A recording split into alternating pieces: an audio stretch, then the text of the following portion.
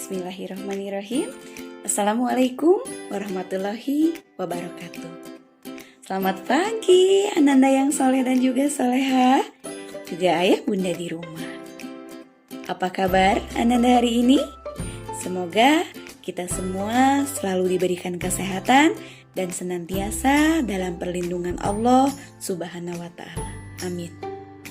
Ananda, hari ini adalah hari pertama Ananda mengikuti kegiatan pembelajaran di kelas 5D. Kita akan belajar tema 1, organ gerak hewan dan manusia, subtema 1, organ gerak hewan, pembelajaran ke-1. Dalam pembelajaran ke-1, kita akan mempelajari organ gerak manusia dan hewan, juga ide pokok paragraf. Sekarang, coba Ananda perhatikan kelinci berikut ini. Mereka bergerak ke sana kemari dengan riang gembira. Mengapa ya mereka bisa berlari dan melompat seperti itu? Yuk kita akan pelajari bersama. Kelinci termasuk ke dalam salah satu makhluk hidup. Dan salah satu ciri dari makhluk hidup adalah bergerak. Secara umum, gerak dapat diartikan berpindah tempat atau perubahan posisi sebagian atau seluruh bagian dari tubuh. Makhluk hidup akan bergerak apabila ada rangsangan yang mengenai sebagian atau seluruh bagian tubuhnya. Gerak pada manusia dan hewan menggunakan organ gerak yang tersusun dalam suatu sistem gerak. Adapun fungsi dari organ gerak tersebut diantaranya untuk berjalan, berlari, melompat, meloncat, berenang, bersepeda, dan sebagainya. Organ gerak pada hewan dan manusia memiliki kesamaan. Alat-alat gerak yang digunakan pada manusia dan hewan terdiri dari 2 macam, yaitu 1. Alat gerak pasif berupa tulang. 2. Alat gerak aktif berupa otot. Kedua alat gerak ini akan bekerja sama dalam melakukan pergerakan.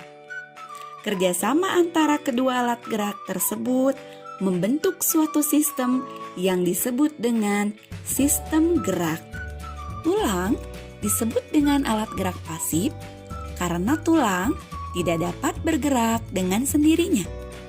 Tanpa adanya alat gerak aktif yang mempengaruhi tulang tersebut, maka tulang-tulang pada manusia dan hewan akan diam dan tidak dapat membentuk alat pergerakan yang sesungguhnya. Walaupun merupakan alat gerak pasif, akan tetapi tulang mempunyai peranan yang besar dalam sistem gerak manusia dan hewan. Selanjutnya adalah otot. Otot disebut dengan alat gerak aktif karena otot memiliki suatu senyawa kimia yang membuatnya dapat bergerak. Pada saat otot yang menempel pada tulang bergerak, maka otot tersebut akan membuat tulang untuk dapat bergerak. Nah, agar Ananda lebih memahami materi tersebut, silahkan Ananda buka buku temanya halaman 3, yaitu tentang organ gerak manusia dan hewan. Selanjutnya, silahkan Ananda perhatikan bacaan yang berjudul organ gerak manusia dan hewan pada halaman 3 tersebut. Dalam bacaan tersebut, terdiri dari beberapa paragraf. Ciri dari sebuah paragraf diantaranya diawali dengan kalimat yang menjorok ke dalam, kemudian pada awal kalimat diawali dengan huruf kapital dan diakhiri dengan tanda titik. Coba sekarang Ananda hitung ada berapa paragraf dalam bacaan tersebut. Ya, benar sekali. Dalam bacaan tersebut ada 5 paragraf. Ananda, setiap paragraf biasanya terdiri dari 1 kalimat utama dan beberapa kalimat pengembang. Lalu, Apa yang dimaksud dengan kalimat utama? Kalimat utama adalah kalimat yang memuat ide pokok atau gagasan utama yang digunakan sebagai acuan pengembangan sebuah paragraf. Sedangkan kalimat pengembang sering disebut juga dengan kalimat penjelas.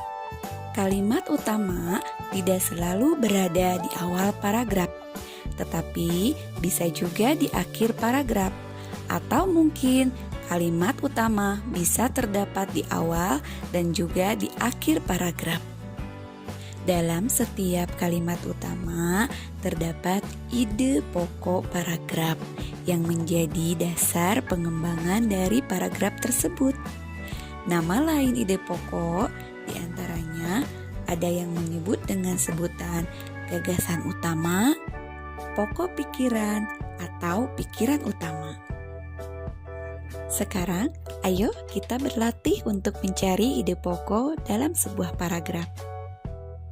Nah, sekarang coba Ananda perhatikan paragraf pertama pada bacaan tersebut.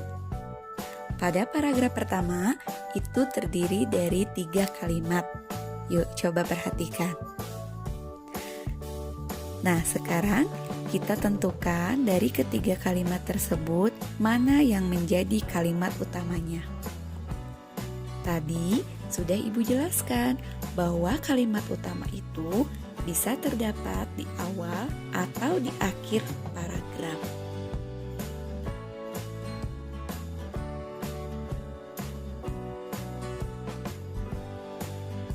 Nah, untuk paragraf pertama, kalimat utamanya terdapat di awal paragraf, yaitu kalimat yang berbunyi, salah satu ciri dari makhluk hidup adalah bergerak, yang sudah Ibu kasih tanda hijau ya.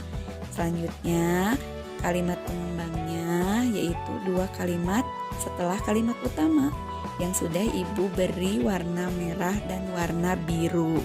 Mengapa kalimat utamanya terdapat di awal pada kalimat tersebut? Karena pada kalimat tersebut terdapat ide pokok yang merupakan gagasan pengembangan dari paragraf selanjutnya.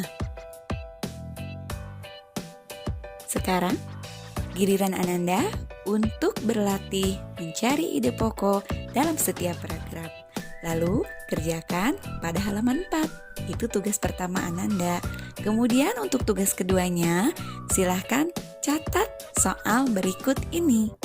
Lalu, kerjakan di buku tugas Ananda masing-masing.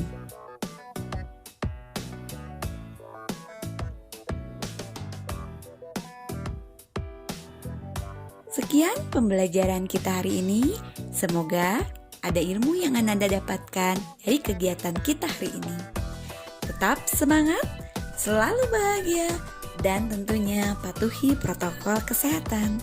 Wassalamualaikum warahmatullahi wabarakatuh.